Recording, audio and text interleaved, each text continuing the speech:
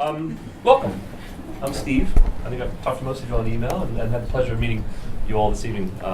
So welcome. Well, good evening, ladies and gentlemen. My name's Mark Clement. As you can tell from my accent, I'm from Llanelli in South Wales, and I'm a physicist by birth and stumbled into this world of the interaction of light with skin and with tissue.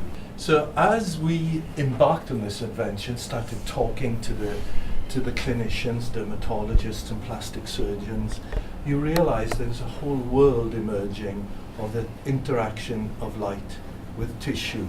Now, when I did my PhD, as I explained earlier, I was doing it in laser fusion, and I was messing about, or my friend was messing about in the lab and fired the laser when I was aligning it, and it hit the back of my hand.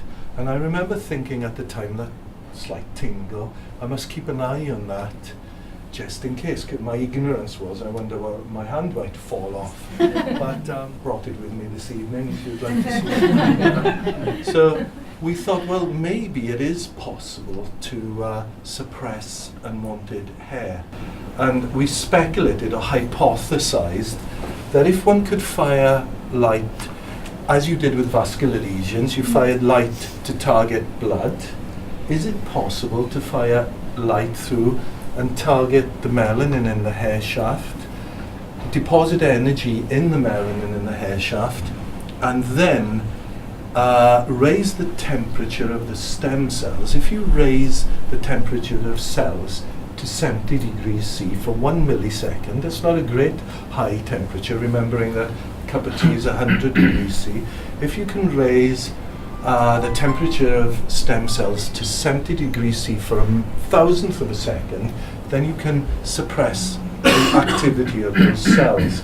So we speculated, can we fire light in, dump the energy in the hair follicle gets hot, that heat conducts out into the tissue, and the cells that give the life to the hair can be suppressed.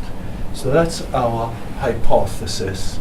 And that's what led us on this adventure from the year 92 to today. We first announced our results on Tomorrow's World in 95, but we couldn't run the film this evening because the techies amongst us couldn't figure it out. But we appeared on Tomorrow's World. You may not, you're too young perhaps even to remember Tomorrow's World.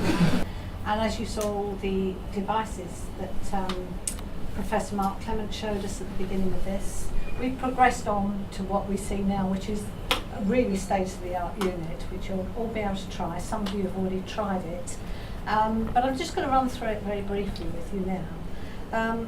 It's progressed in many ways, and one of them is really important to us and important actually to the users, to the customers. And that, in fact, actually is the sensor. This is an intelligent sensor, and it enables the user to correctly use the energy that's suitable for not only the skin tone, which is really important, but actually it also identifies if there's very dark hair in the area, it will actually identify that and make adjustments actually on this device. When you actually put it back into the cradle, it actually calibrates the machine, it talks to the machine and gives the correct energy for the treatment that is about to begin.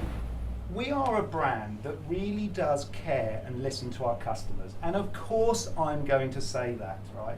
But compared to some of the bigger brands that operate in this space, the clinical, the marketing and the technical teams, whilst not sitting in the same room, certainly sit in the same floor.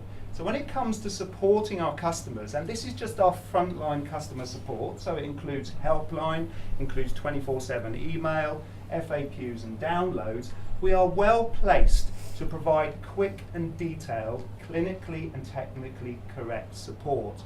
And what it does is it means that we're well placed to go much further than that.